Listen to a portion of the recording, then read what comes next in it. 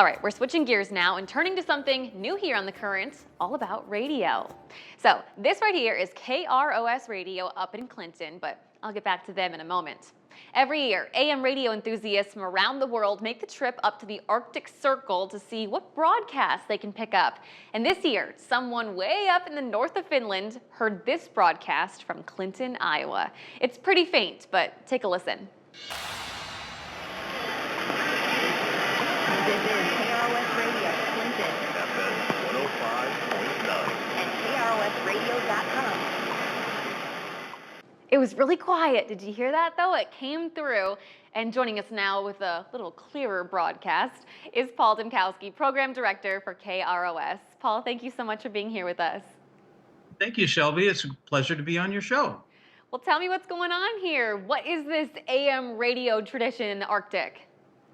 Well, what it is it's called DXing. So that's DXING, which is kind of a shorthand for long distance listening.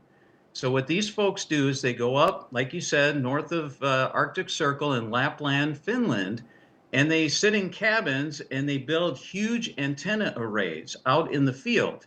Now, this particular gentleman that picked up our signal, he ran like let's see what it is. It's 2,800 feet of copper wire suspended about 6 feet off the ground.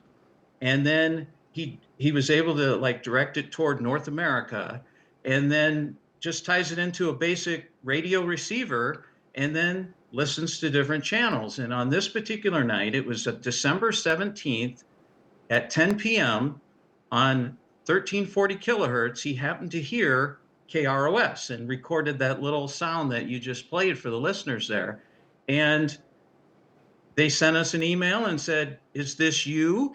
Because it's part of their DXing club, because all these people try to list as many stations as they can, but it doesn't count unless they get confirmation. So they have to hear back from the station to say, "Yep, that was us," and then they can write it in their ledger. And then I don't know what they do. If at the end of the season they have a big party and crown the winner of who found the most stations. But it's very interesting what they do. Look, Paul, let us in on the science here a little bit. What allows AM radio waves to be heard from so far away?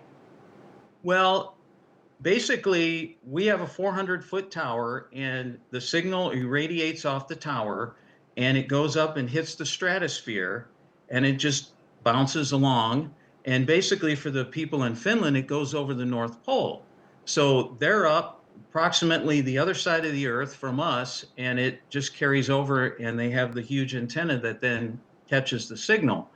But the interesting thing about it is that they're listening for the AM wave, which is considered mid-wave, the mid-wave signal. So that's what they're tuned to, is AM.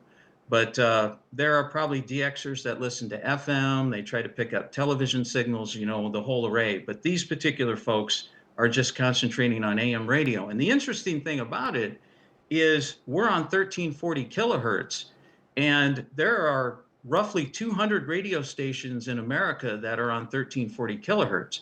So how in the world does he hear us with all the other stations that are mixed in? And what it is really, it's Mother Nature.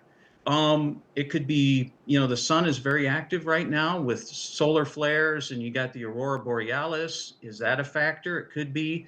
And for about 10 minutes, he picks up our station, and then we fade away, and another 1340 comes in. And then, so it's just really a luck of the draw. And all the conditions have to be just perfect for him to hear our signal that far away, so literally Paul, over 4,000 miles away. Have you been contacted by other listeners before? Yeah, we have actually. Probably a half a dozen over the years. And I remember there was one I got where the little audio clip that they sent actually had me on the air talking when I was on the air live. And that one really kind of got me thinking, wow, there's somebody in Finland right now listening to me talking on the air.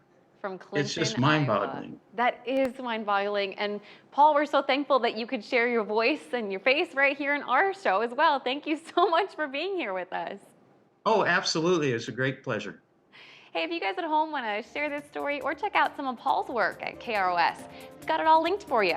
Just head over to WQAD.com and click on the As Seen on TV tab.